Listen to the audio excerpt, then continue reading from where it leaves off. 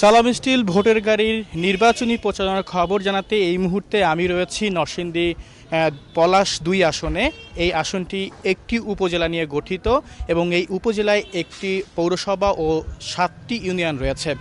এখানে যদি আমি বলি ভোটারের সংখ্যা রয়েছে প্রায় ৩.৫ লাখ, যেখানে নারী পুরুষ সমহারে ভোটার সংখ্যা রয়েছে।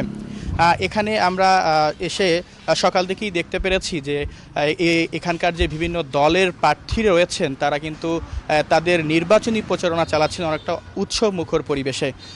কিছুক্ষণ আগেও কিন্তু আমরা এখানে জামাতের যে প্রার্থী রয়েছেন এখান থেকে উপাধ্যক্ষ মাওলানা আমজাদ হোসেন, যিনি জামাতের প্রার্থী, তিনিও কিন্তু কিছুক্ষণ আগেও এখানে তার নির্বাচনী প্রচারণা চালাচ্ছেন।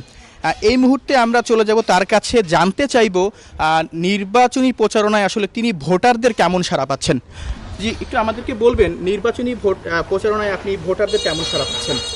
আসসালামু আলাইকুম রহমতুল্লাহ। সম্মানিত নরসিংদী ২ আসনের ভাই ও বোনেরা, আপনারা জানেন যে আমাকে প্রার্থী ঘোষণা করার পরে, জামাত ইসলামীর পক্ষ থেকে প্রার্থী ঘোষণা করার পরেই আমি নির্বাচনী কার্যক্রমে মাঠে নামি এবং এই আসনের প্রতিটি জনপদে, পাড়ায়, মহল্লায় আমি জনগণের সাথে যাই, জনগণের কাছে যাই, জনগণের সাথে মিশি, জনগণের কথা বলি।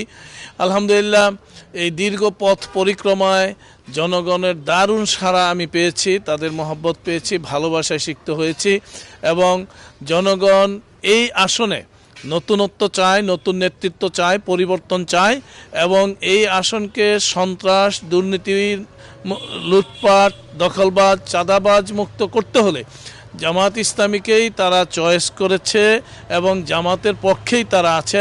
আমি বিশ্বাস করি ইনশাআল্লাহ আগামী সমৃদ্ধ একটি পলাশ গঠন করতে হলে, আমরা যদি গঠন করতে পারি, জনগণ যদি আমাদেরকে ম্যান্ডেট দেয়, আমরা যদি জনগণের সেবক হই, তাহলে আমরা একটি সমৃদ্ধ পলাশ, যেই পলাশটি সবার হবে, সবার বাংলাদেশের মতো এখানে সবাই হবে, সবার সমান সুযোগ সুবিধা থাকবে, এটা আমরা চিন্তা করছি। হবে জিনিস বারবার বলছেন যে লেভেল প্লেইং ফিল্ড, আসলে সেটা নির্বাচনের আগে তৈরি হবে কিনা আপনার কি মনে হয়? লেভেল প্লেইং ফিল্ডের দাবিতে আমরা আন্দোলনও করে যাচ্ছি, এখনো আন্দোলনে আছি, কিন্তু এই মর্মে আমার এই আসনে আপাতত কোনো লক্ষণ আমরা দেখছি না। আপনারা ইতিমধ্যে জেনে থাকবেন, গতকাল সকল মিডিয়া আসছে যে গতকালও একটি দল আমার নির্বাচনী সভায় অতর্কিত হামলা চালিয়ে আমার 8 জন নেতাকর্মীকে, 30 জন নেতাকর্মীকে তারা আহত করেছে। এর মধ্যে 8 জন ঢাকায় হাসপাতালে চিকিৎসাধীন আছে এবং এর প্রতিবাদে যখন ডাঙ্গা ইউনিয়নের 6 নং ওয়ার্ডে আমার ভোটার সমর্থকরা যখন প্রতিবাদ মিছিল বের করে, ওখানেও আমার 35 জন নেতাকর্মী আহত হয়েছে। এটা একটি দলের লোকজন এটা করেছে। এই জন্য লেভেল প্লেইং ফিল্ড আপাতত এই আসনে আমরা দেখছি না এবং কোনো সম্ভাবনা আমাদের সামনে আছে বলে মনে হয় না।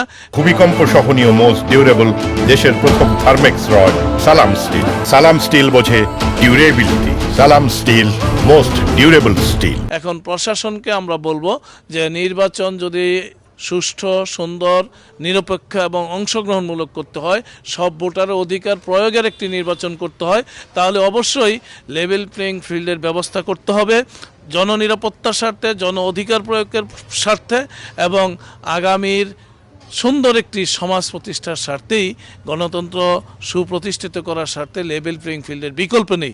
আমরা প্রশাসনের এই ব্যাপারে দৃষ্টি আকর্ষণ করছি। যেটি উনি বললেন, আসলে লেভেল প্লেইং ফিল্ড নিয়ে ওনাদের মধ্যে এখনও কিন্তু এক ধরনের সন্দেহ রয়ে গেছে, আসলে নির্বাচনের আগে সেই লেভেল প্লেইং ফিল্ড তৈরি হবে কিনা সে বিষয়ে কিন্তু এখনও তারা সন্দেহ পোষণ করছেন। এই ছিল নরসিংদী ২ আসন থেকে আমার কাছে থেকে সর্বশেষ খবর।